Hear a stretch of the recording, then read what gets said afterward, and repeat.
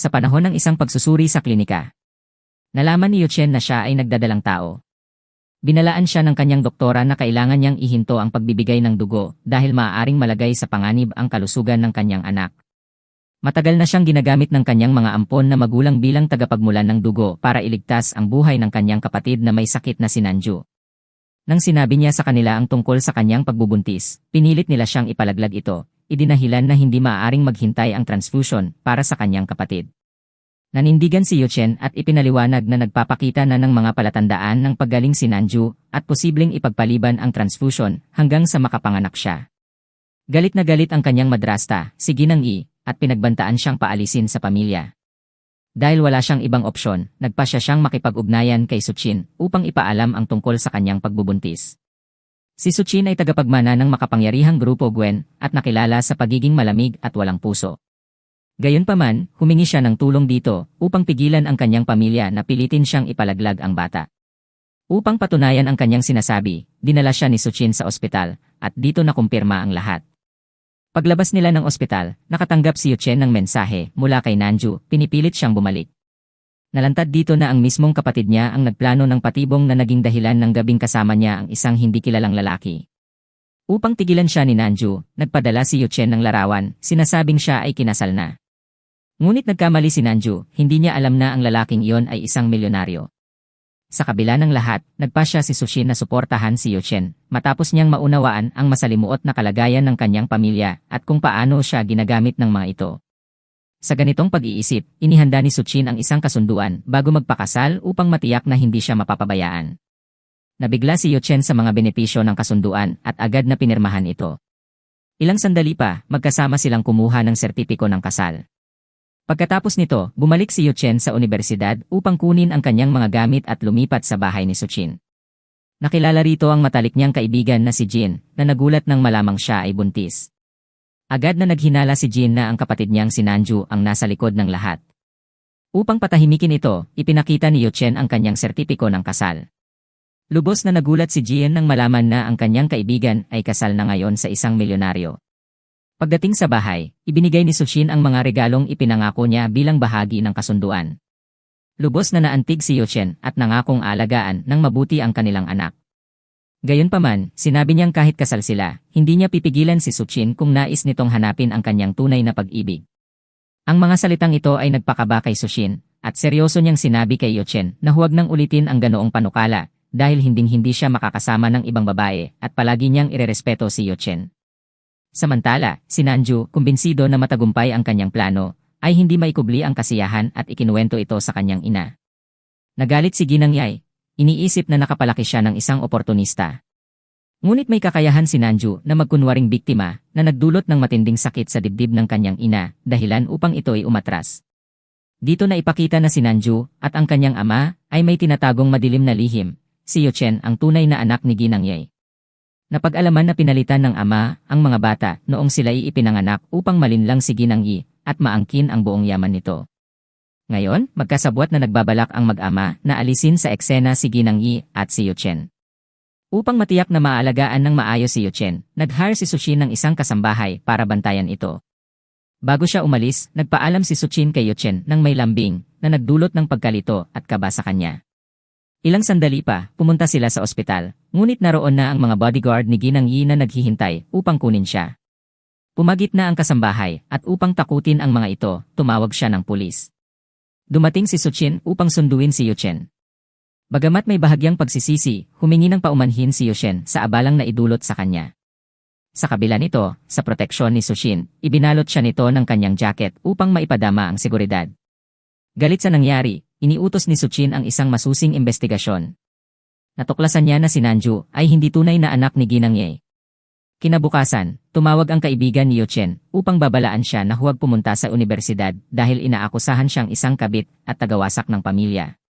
Galit na nagpasya si Yuchen na harapin ang sitwasyon, ngunit bigla siyang inatake ng isang estranghera at itinulak sa sahig. Sushin ay dumating na galit at sinabi kay Yuchen na pagbabayaran ng taong iyon ang kanyang ginawa. Nang makilala ng estranghera si Sushin, napagtanto niya ang kanyang pagkakamali at inamin na siya ay inupahan ni Nanju. Humingi siya ng tawad kay Sushin at Yuchen. Nagsorry din si Yuchen kay Sushin dahil umalis siya ng bahay nang hindi nagpaalam. Gayunpaman, pinayuhan siya ni Sushin na maging mas maingat sapagkat ayaw niyang mawala si Yochen at ang kanilang anak. Upang mawala ang stress ni Yochen, binigyan niya ito ng isang walang limitasyong credit card upang mamili kasama ang kaibigang si Jen. Sa kasamaang palad, sa mall, nakasalubong nila ang isang kaibigan ni Nanju na aroganteng nagtangkang hamakin si Yochen. Ngunit sa pagkakataong ito, pumagit na si Jen at pinahiya ang babae. Sa di kalayuan, isang bodyguard ang palihim na nagmamasid kay Yochen at nag-uulat kay Sushin tungkol sa lahat ng nangyayari. Pagbalik sa bahay, sinabi ni Jen kay Yochen na halatang nag-aalala si Sushin para sa kanya. Biro pa ni Jen bago siya umalis, dapat daw tumalon si Yochen sa kama ng kanyang bagong asawa ng gabing iyon. Narinig ni Sushin ang biro at napahiya si Yochen, kaya nagalit ito at nagdabog. Sa ospital, dumating ang pulis upang tanungin si Nanju. Gayunpaman, sa kanyang katalinuhan, nagkunwari siyang lumala ang kalagayan upang iwasan ang interogasyon. Sa bahay, dinalhan ni Yochen ng tanghalian ang kanyang asawa. Habang nasa opisina ni Sushin, may nakita siyang isang lalaki na naging sanhi ng kanyang pagiging malalim sa pag-isip. Pagdating niya sa opisina, narinig niya ang galit na sigaw ni Sushin. Pumasok siya at akala ni Sushin ay isa siya sa mga empleyado, kaya't pinagalitan siya nito. Nang mapagtanto ang pagkakamali, tinanong siya ni Sushin kung natatakot siya, ngunit sinabi ni Yochen na hindi. Nilapitan niya si Sushin upang ibigay ang pagkain. Nagpasya si Sushin na samahan siya habang kumakain. Sinabi niya na hindi niya paghahaluin ang emosyon at trabaho. Sa gitna ng kanilang usapan, lumapit si Sushin na tila hahalikan siya, ngunit naabala sila ng sekretarya na nagulat na nais ni Chen na makipagkita kay Sushin. Nagulat si Yochen nang marinig ang pangalan ni Chen at biglang nakaramdam ng pagkahilo. Kinuha siya ni Sushin sa mga bisig nito at dinala sa pribadong lugar ng opisina upang makapagpahinga habang tinatapos niya ang kanyang pulong. Dito nalaman na si Chen ay dating kasintahan ni Yochen, ngunit nagwakas ang kanilang relasyon dahil pinuno ni Nanju ang ulo nito ng mga kasinungalingan. Galit at nalito, iniwan ni Chen si Yochen at kalaunan ay nakipagrelasyon kay Nanju. Pagising ni Yochen, napansin ni Sushin na siya'y umiiyak. Nag-alala siya at tinanong kung ano ang problema, ngunit tumangging magsalita si Yochen. Napansin ni Sushin na may mali at nagdesisyong imbestigahan si Chen. Nang matuklasan na si Chen ay dating kasintahan ng kanyang asawa, nagpasya siyang kanselahin ang lahat ng negosyo na may kaugnayan kay Chen upang maiwasan ang anumang gulo. Nagpunta si Yochen sa opisina ni Sushin upang magmungkahi ng internship. Gusto niyang gamitin ang oras habang hindi pa ipinapanganak ang kanilang anak. Ngunit mali ang pagkakaintindi ni Sushin sa mungkahi, iniisip niyang maaaring ito ay dahilan upang makita si Chen. Samantala, dinalaw ni Chen si Nanju. Ikinuwento ni Nanju ang mga chismis tungkol kay Yochen at may malisyosong tono, sinabing laging interesada lang ito sa pera. Ayon pa kay Nanju, ngayon ay may relasyon si Yochen sa isang mayamang mas matanda sa kanya. Sa gitna ng kanilang usapan, nakatanggap si Chen ng tawag tungkol sa pagkansela ng kanyang mga negosyo. Agad siyang nagtungo sa opisina ng Grupo Gwen, kung saan nakita niya si Yochen kasama ang sekretarya ni Sushin.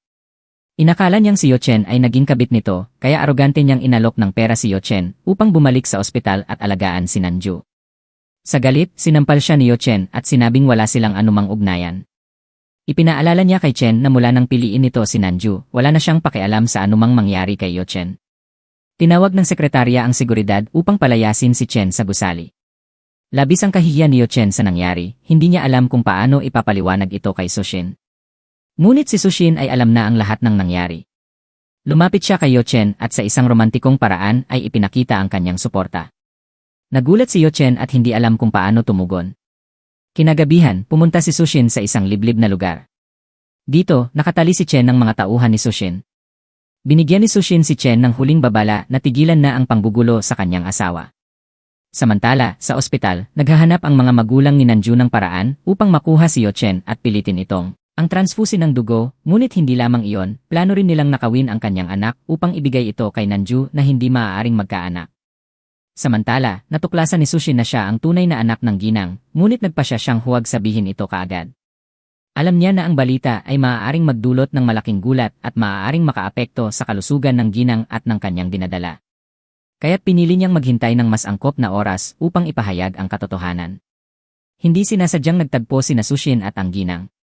Nag-alok ang ginang na ibigay niya ang kanyang anak kapalit ng isang malaking halaga ng pera. Ang bida, sa kabila ng kanyang takot, ay sinabayan ang plano ng ginang at humingi ng isang napakalaking halaga. Nagalit ang madrasta nang marinig ang hinihinging halaga, ngunit matatag na ipinakita ng bida ang kanyang posisyon. Ibinunyag niya na naitala niya ang kanilang buong pag-uusap at nagbanta na kung may masama silang gawin sa kanya o sa kanyang anak, ilalantad niya ang lahat upang sirain ang kanilang reputasyon. Sa galit, tinawagan ng ginang ang kanyang asawa. Nangako siya sa asawa na magbabayad ng mahal ang bida sa kanyang ginawa, kahit anong paraan pa ang kailangan niyang gawin.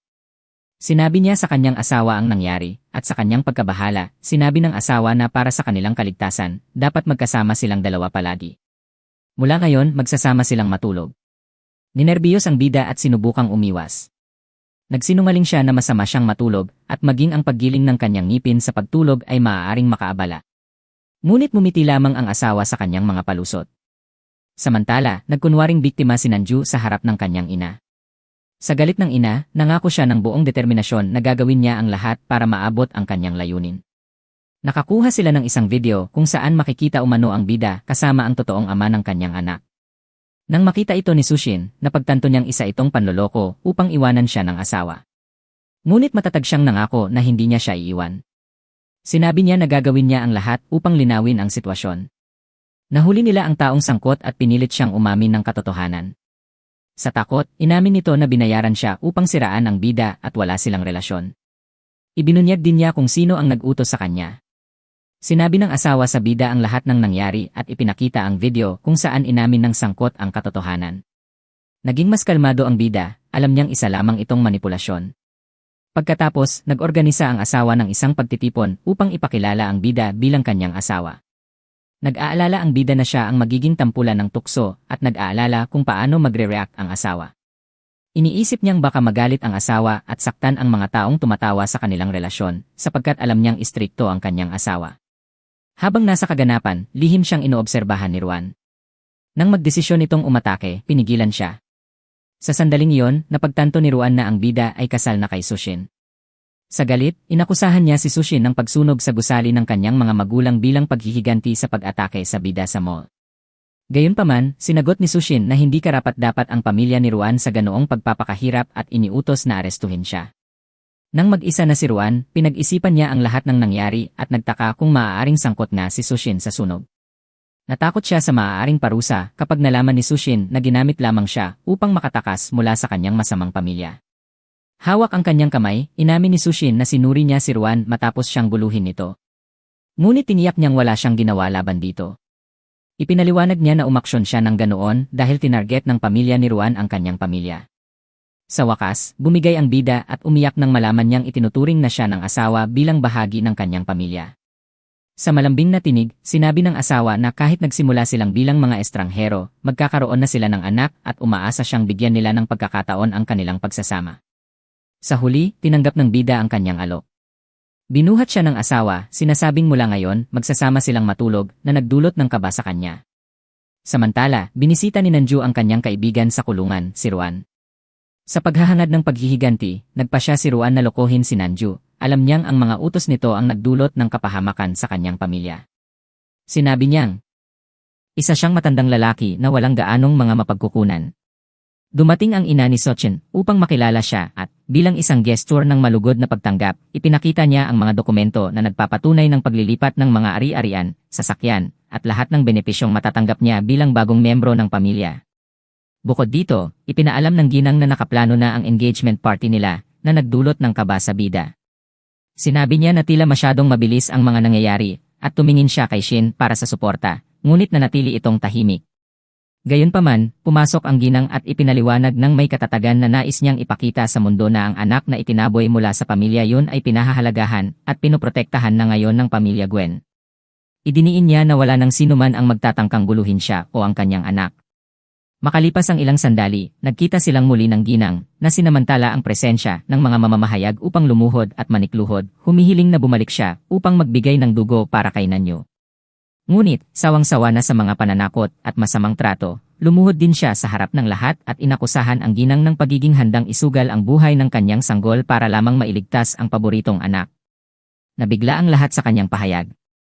Sa desperasyon, sinubukan ng ginang na magdahilan, sinasabing ang sanggol na dinadala niya ay bunga ng isang gabi kasama ang isang pulubi, sa layuning sirain ang kanyang reputasyon. Ngunit, ginamit niya ang pagkakataon upang ipakita ang video kung saan inamin ng sinasabing pulubi na inupahan siya upang pagsamantalahan siya. Nahubaran ang tunay na kulay ng pamilya yon sa harap ng publiko.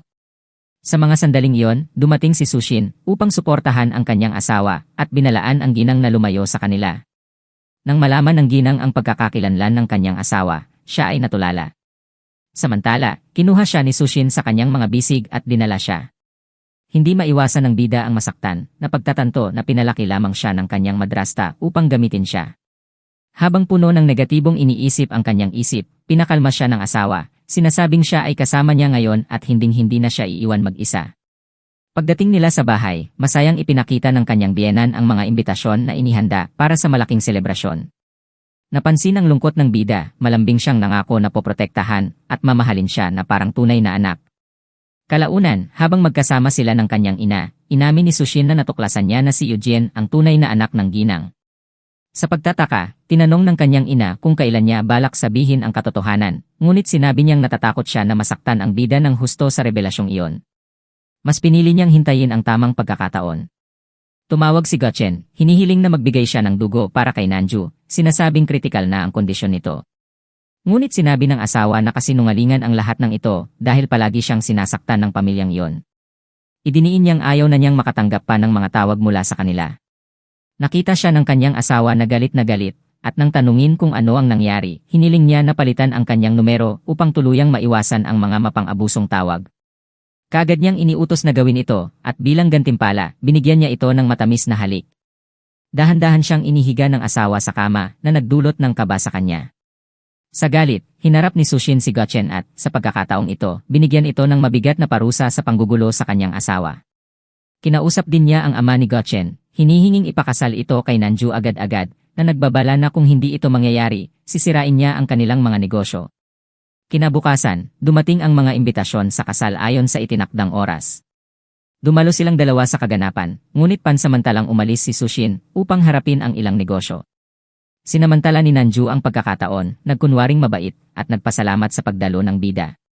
Gayunpaman, may masamang balak, nagsimula siyang magpasaring na ang sanggol sa sinapupunan ng bida ay mula sa relasyon nito sa isang pulubi.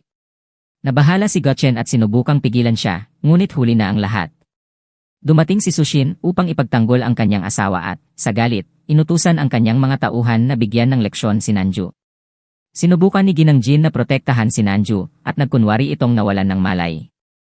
Ngunit, agad siyang inilantad ng bida sa publiko, sinasabing lahat ng ito ay peke at nagkukunwaring may sakit lamang si Nanju. At ang ama, natatakot na mabunyag ang kanilang ginawa, ay sinubukang dalhin siya sa labas. Pinuri niya ang bida sa kanyang tapang, at nang halos maghalikan na sila, naramdaman ng bida ang pananakit sa kanyang tiyan. Agad siyang dinala sa ospital, at sa kabutihang palad, kinumpirma ng mga doktor na hindi ito seryoso at na ang kanyang kalusugan at ang sanggol ay nasa mabuting kalagayan. Sa mga sumunod na araw, palagi siyang nakabantay sa bida, pinapalakas ang kanilang ugnayan. Sa isang masayang sandali ng pagiging magkasama, naghalikan sila ng masidhi, ngunit biglang naputol dahil sa isang tawag mula sa kaibigan ng bida, nakagagaling lamang mula sa bakasyon sa ibang bansa at sabik na makita siya. Bilang isang mapagmahal na asawa, sinamahan niya ito at bilang magandang kilos, ibinigay niya ang kanyang card upang makabili sila ng anumang gusto nila. Gayunpaman, nanatili siya sa malapit upang siguraduhing ligtas ang asawa. Sa pamamagitan ng mga kamera, napansin niya ang pagdating ni Gotchen na sinubukang kumbinsihin ang bida na bumalik sa kanya, ngunit binaliwala siya ng bida. Sa mga sandaling iyon, dumating ang asawa ng bida, at nang makita na hindi natuto si Gotchen, pinili niyang hindi gumamit ng dahas at sa halip ay tinawagan ang pulis upang hulihin ito. Dumating ang ama ni Gotchen upang magmakaawa ng awa, ngunit malinaw na sinabi ni Sushin na hindi niya papayagan ang sinuman na guluhin ang kanyang asawa. Paglabas nila, humingi ng paumanhin ang bida sa asawa dahil nagdulot siya ng abala. Pinakalma siya ng asawa, sinabing hindi ito ang kanyang kasalanan kundi ang mga taong nananakit sa kanya. Malambing niyang hinalikan ang kanyang noo at iniwan siya upang ipagpatuloy ang pakikisalamuha sa mga kaibigan. Samantala, nakuha ng balita ang atensyon ng ginang at ang anak niyang si Nanju, sa kayabangan, sinisi ang bida sa lahat ng problema. Ang kanyang asal ay nagdulot ng pagdududa sa ginang na nagsimulang magtanong kung talagang may sakit si Nanju. Nabahala ang asawa ng ginang sa mga posibleng kahihinatnan at hiniling sa kanya na humingi ng paumanhin upang mapatahimik ang sitwasyon.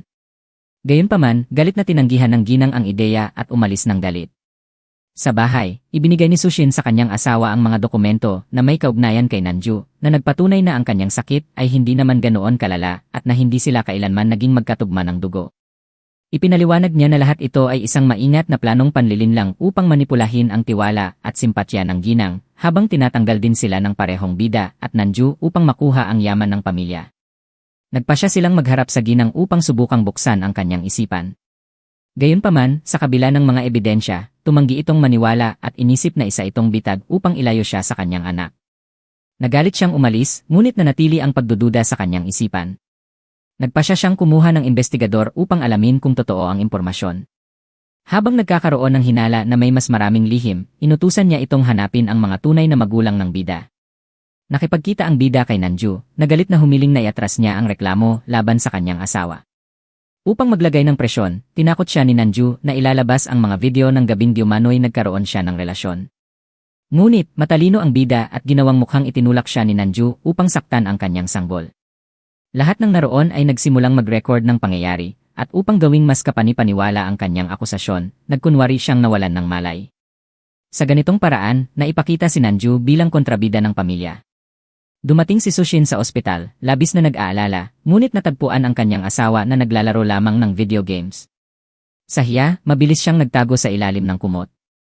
Di nagtagal, dumating ang kanyang mga ampon na magulang upang subukang ayusin ang gulo at pigilan si Nanju na makulong dahil sa kanyang mga aksyon. Gayunpaman, iminungkahi ng bida ang isang kasunduan, ibigay nila ang 20% ng kanilang mga ari-arian kapalit ng paglimot sa nangyari. Tumangging mabagsik ang ama, ngunit hiniling ng ina na makausap ang bida ng sarilinan. Naguguluhan, tinanong siya ng ginang kung ano ang nais niya.